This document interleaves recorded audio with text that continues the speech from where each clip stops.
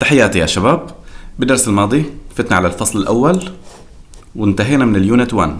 هلأ بالفصل الأول اليونت 2 اليوم راح نحكي عليها، اسمها Describe the benefits of using cloud services. شو فائدة استخدام الحوسبة السحابية؟ هون عم يحكوا يا شباب عن شيء اسمه الهاي افيلابيلتي، وهذا المصطلح كتير حتسمعوه.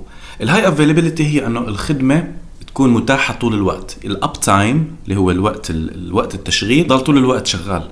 فانت مثلا الداتا سنتر الموجود انت بالشركة عندك هو شغال 24 ساعة 7 ايام و365 يوم ونص، لازم ما يوقف نهائيا.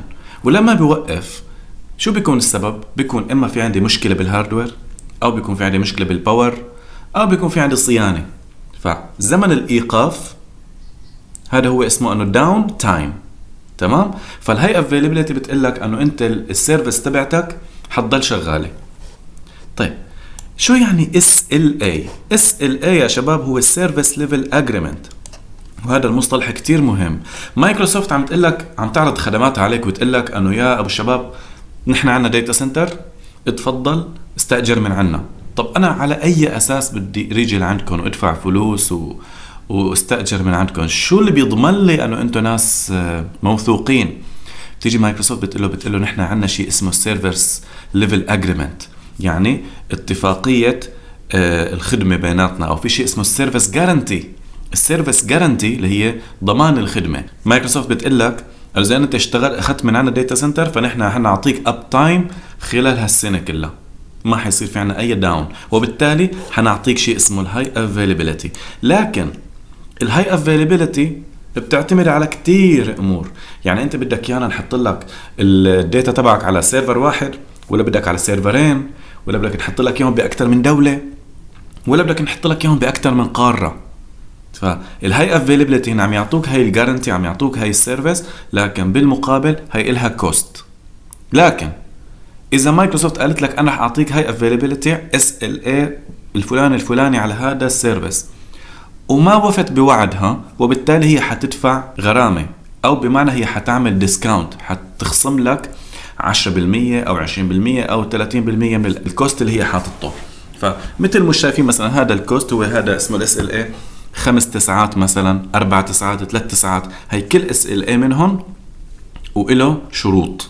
الداون تايم تبعه مثلا والله بالسنة 5 دقائق، والله بالسنة 3 دقائق، والله بالسنة كلها 10 ثواني. يعني هي بهالمعنى يعني. تمام؟ تقريبا احنا في عنا 4 SLA رئيسيات، عنا 99، عنا 99 او عنا 3 تسعات، عنا 3 تسعات 5، وفي عنا 4 تسعات. فبهذا الفيديو هنا عم يشرحوا لك مفهوم SLA بالنسبة لمايكروسوفت، كيف الامور تمشي فيه. اول ميزة عنا هي ميزة الهاي افيلابيلتي.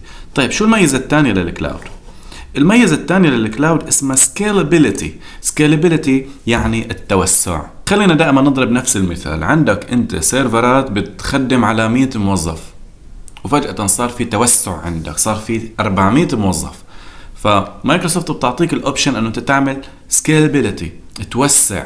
فانا عندي سيرفر والله حاطط عليه ستورج 1 تيرا، مايكروسوفت بتقدر تغير لك اياه ل 1000 تيرا مثلا. الرام اللي انا اخذها من هذا السيرفر 10 جيجا بايت، مايكروسوفت فينا تغير لك اياها ل 16، وبكبسة زر وبشغله كتير بسيطة. طبعا هذا التغيير له كوست بالنهاية، انت لما بدك تغير فعلى قد ما بتشغل اب تايم رح تدفع اكثر.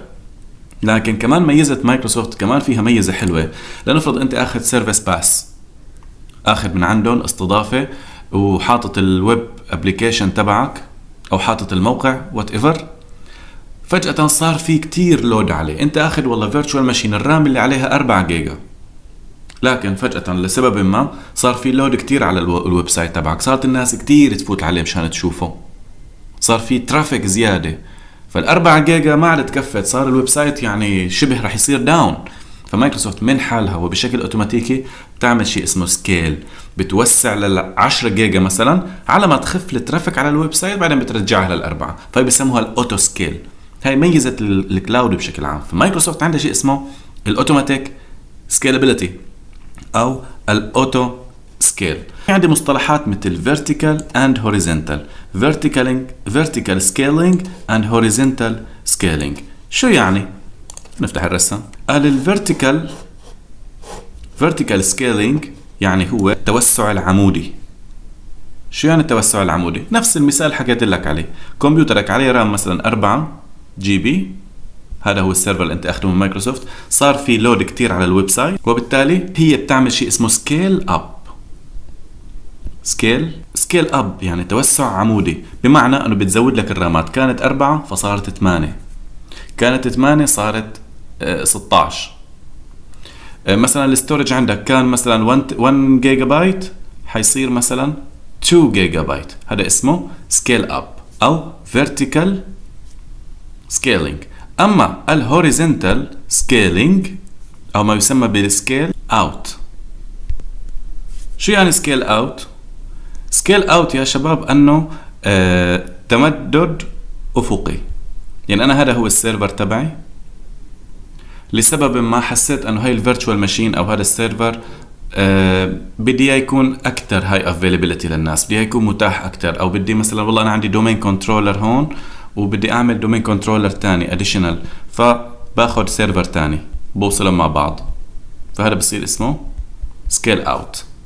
ففي عندي هلا سكيل داون، سكيل اب وسكيل اوت. طبعا هذا التوسع. خلينا نقول انه والله انت مثلا الدومين كنترولر تبعك عم تعمل مايجريشن لشيء او عم تعمل شيء بروسيس معينه، صار بحاجه لدومين تاني فانت بتاخده لهذا الدومين، فبصير اسمه سكيل اوت. خلصت حاجتك منه، لغيته، فبصير اسمه سكيل ان. نفس الامر هون، السكيل اب مقبالها سكيل داون.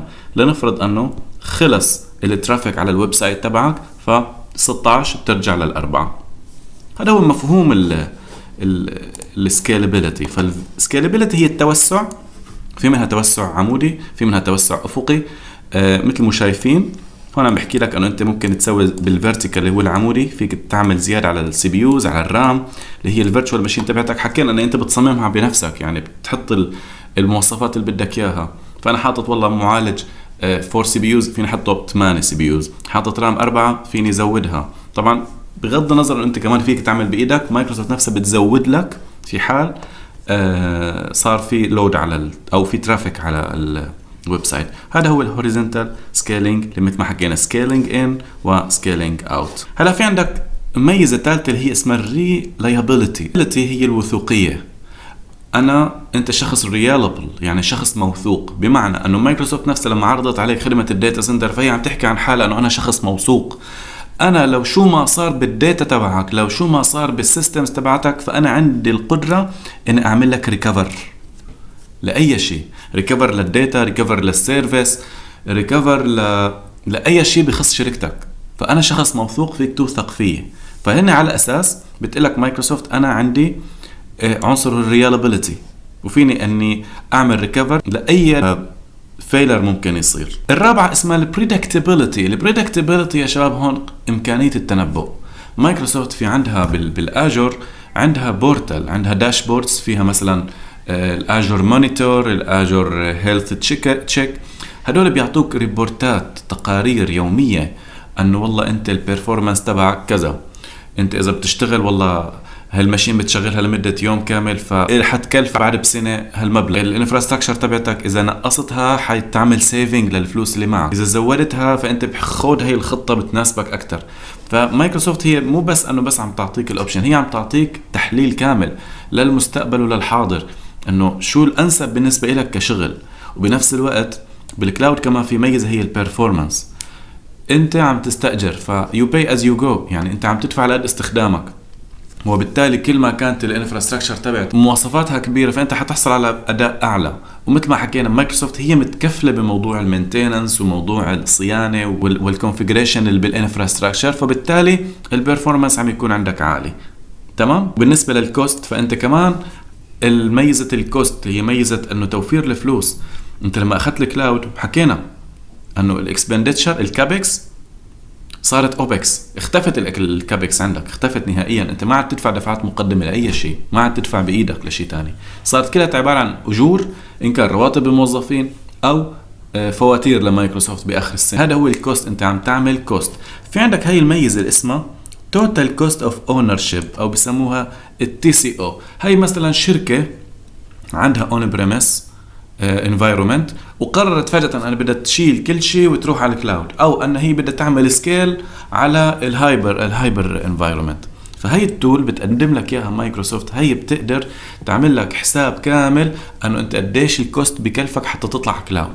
هنا بياخدوا تقريبا قديش عدد الموظفين، شو الانفراستراكشر اللي عندك، شو التخطيطات اللي انت عاملها، شو الكونفيجريشن اللي عندك اياها، شو متطلبات البزنس تبعك بالنهايه، وعلى اساسه بيعطوك حسبه تقريبا والله انت لتطلع الكلاود بكلفك العمليه مثلا $100,000 $200,000 اللي هي.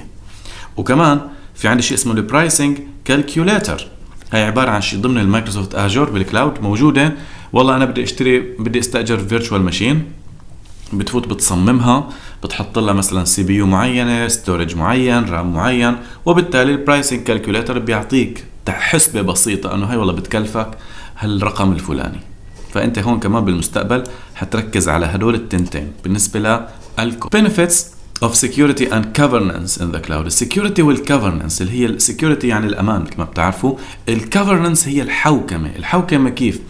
انه تخلي الشركات تمشي على ستاندردز معينه، يعني ما في شيء اسمه عشوائي. الشركه بتشتغل بالدوله ما، هي الدوله في إلها قوانين، إلها شروط، موضوع التشريعات الموجوده، فلازم انت الشركه تكون عليها، لازم تكون متلائمه مع الدوله اللي هي موجوده فيها. فالقوانين الموجوده بامريكا غير القوانين الموجوده مثلا بالامارات او بالسعوديه او باي مكان اخر. فالكفرنس هي كيف تخلي الشركه تمشي على معايير محدده متناسبه مع تشريعات وقوانين الدوله، وكمان بنفس الوقت الشركه يكون في عندها هيكليه تراتبيه وظيفيه. يعني في عندك انت موظف، مدير، سينيور مانجر، دايركتور الى اخره. هدول التراتبيه بسموها governance، انه الشركه تكون ماشيه على ستاندردز معينه، على مقاييس ومعايير، هي بسموها الgovernance. اجور بيعطيك هي الميزه، بيعطيك ميزه انه الستاندرد، لانه هو كل شيء بيمشي على معايير محدده، ما في عشوائيه ابدا بالشغل. طيب المانجمنت في الكلاود، الاداره في الكلاود، شو بتعطيك ميزات؟ الاول شيء الامور انا تندار بالكلاود كتير سهل، لانه الكلاود اول شيء عم تعمل اوتو سكيل مثل ما حكينا لاي ريسورسز موجوده عندك على حسب الحاجه اللي انت موجود فيها. انت عم تقدر تعمل ديبلوي لريسورس، يعني عم تقدر تعمل كرييت لفيرتشوال ماشين، انت بتتعب فيها ممكن مره واحده. بس كمان في عندك اوبشن تاني، في عندك شيء اسمه بري كونفيجر تمبلت. في عندك تمبلتس جاهزه، في قوالب جاهزه فيك تاخذها مثل ما هي وتعمل عليها اللي بدك اياه. او انت ممكن مثلا تصمم فيرتشوال ماشين لشركتك، بس انت عندك مقبلها في 50 فيرتشوال ماشين ثانيه، ما رح تيجي تساويهم وحده، هي عباره عن عمليه كوبي بيست تمبلتس. فهي الموضوع كتير هيك يعني فليكسبل وحلو. انت عم تعمل مونيتور للهيلث اوف ريسورسز، يعني عم تعمل مراقبه لصحه المصادر والريسورسز اللي عندك. انا لما بقول ريسورسز فانا عم بحكي على نتورك، عم بحكي على فيرتشوال ماشينز، على اي هاردوير او سوفت وير انت شغال عليه. كمان انت عم تاخذ اوتوماتيك اليرتس، بمعنى يعني اشعارات اوتوماتيكيه لصحه الريسورسز اللي عندك. والله واحد وقع، واحد شغال، واحد الرام تبعته عاليه، يعني تاخذ انت مايكروسوفت بتحطك بنوتيفيكيشنز طول الوقت، انت عم توصلك حتى تخبرك انت شو عم بيصير بالريسورسز تبعتك. كيف انا بقدر فوت على الكلاود اجور؟ في عندي عده طرق. فيني فوت عن طريق الويب بورتال، فيني استخدم شيء اسمه الكوماند لاين انترفيس، وفيني استخدم الاي بي اي. في عندك ابلكيشن لاجور على الموبايل بينزل، وفي عندي شيء اسمه الباور شيل. فانت عندك 4 طرق تو اكسس ذا اجور كلاود. طبعا في عندك باور شيل اون بريمس، وفي عندك باور شيل عن طريق اللي اسمه كلاود باور شيل عن طريق الويب. نحن اكثر شيء حنشتغل على هاي، ونحن نفوت على الاجور كلاود عن طريق الويب. تمام يا شباب؟ حكينا عن الفصل اليونت الاولى، حكينا عن اليونت الثاني، نحكي على اليونت الثالثه بالفصل الاول، هي اخر يونت بالفصل. نحكي عن شيء اسمه الكلاود سيرفيس تايب. شايفين هاي الصوره؟ شرحناها مثل ما هي تماما بالدرس الثاني. شو هي الساس، الباس والاياس والاون بريم، شو هي الشيرد ريسبونسبيلتي بيناتهم، من الفيزيكال داتا سنتر، من النتورك، شو مايكروسوفت شو إلها وشو عليها. بدايتها كانت مع الانفراستراكشر از سيرفيس الاياس. مثل ما شايفين بالاياس كان الاوبريتنج سيستم عليك، مايكروسوفت كانت شغلتها تعطيك هوست، يعني تعطيك فيرتشوال ماشين او تعطيك كمبيوتر سيرفر كونتينر الى اخره، وكانت البقيه كلياتها عليك. الاياس فيها ميزه اسمها ليفت اند شيفت مايجريشن، بمعنى انه انت عندك داتا سنتر ليفت اند شيفت، يعني بمعنى بتاخده مثل ما هو وبتزته عند مايكروسوفت على الكلاود وبتكفي شغلك طبيعي. والتستنج اند ديبلويمنت كمان مفيده لموضوع التست، يعني الناس اللي والله حابين يعملوا تيست على شغله معينه قبل ما يشتروا فلوس ويجربوا فيها على الداتا سنتر العادي، الكلاود بتعطيك هاي الميزه الحلوه. انت بالنهايه عم تشتغل على الفيرتشوال ماشين، فيك تعمل فيها شو ما بدك، تمام، فيك تعمل عليها تيست ليوم التيست يعني، والنتيجة انت بعدين لما بتشوفها مضمونة فيك تطبقها على ارض الواقع على سيرفر او على اي شيء تاني. هلا في عندي شيء اسمه الباس. حكينا عن الباس وضربنا عليها مثال، وكيف انه الشيء المشترك بينك وبين مايكروسوفت بيكون بدءا من النتورك وانتهاء بالايدنتيتي والابلكيشنز. اكثر السيناريوهات اللي بتفيد فيها الباس مثلا ديفلوبمنت فريم ورك، يعني الناس اللي بيشتغلوا بالداتابيز على سبيل المثال. اكثر شيء بيزعجه موضوع البري ريكويستس، يعني الشغلات اللي مثلا انا بدي اشتغل شيء ضمن الاوراكل او بدي اعمل ويب سايت، فبيطلبوا مني اعمل انستول لاوراكل او لاس كيو ال، وبيطلبوا كثير فريم ورك، مكتبات وقصص. انت هون الباس تقدر تكون مجهزت لك اياه، هون شغلتك بس ترفع هالويب سايت وتتوكل على الله. ماشي. وكمان في عندك شيء اسمه الاناليتكس اور بزنس انتليجنس. شفتوا هدول الناس اللي بيشتغلوا بموضوع الداتا ريسيرش، بتلاقي بده داتابيز خاصة تعطيه ريسيرش او تعمل له تحليل، او تعطيه هيك بلاتفورم تساعده بموضوع تحليل البيانات وياخذ منها داتا ويطلعها على داشبورد. الباس هو انسب خيار لهذا الموضوع، لانه هي بتعطيك مثل ما حكينا، بتعطيك كونتينر جاهز بكل انواعه. انت ما في داعي تعمل انستول لاي شيء، ولا في داعي انك تعذب حالك. تستخدم الداتابيز وعندك الابلكيشن تبعك مثلا مثل باور بي اي خلينا نقول، او مثل تابلو، تعطيك هي الداتابيز وانت عليك الابلكيشن وبتشتغل. اما اخر شيء اللي هي الساس حكينا عليها المره الماضيه. انت فقط مسؤول انه على استخدام الابلكيشن نفسه، ان كان وورد او باوربوينت، يعني مسؤول عن الداتا تبعك. وطبعا لازم يكون معك جهاز الكمبيوتر او الموبايل، وبالاضافه لحساب اللوج ان. طبعا هي مفيده للايميلات، للرسائل، مفيده مثلا مثل برامج مثل الباور بي اي على سبيل المثال. هو بيفتح لك الباور بي اي وانت شغلتك بس تدخل الداتا، لا يعطيك الداشبورد اللي بتناسبك. مفيدة لموضوع الفاينانس اند اكسبنس تراكنج. ترى هدول شايفين هدول التفاصيل الصغيرة، هدول أسئلة امتحان على فكرة. يعني أنا بتذكر لما قدمت الامتحان إجاني هاي، إنه الفاينانس اند اكسبنس تراكنج مين أكتر سيرفيس بتوفرها؟ والله هي الساس. تمام. نكون هيك خلصنا الفصل الأول كاملا، وإن شاء الله بالدرس الجاي حنبلش بالفصل الثاني. وأهلا وسهلا فيكم.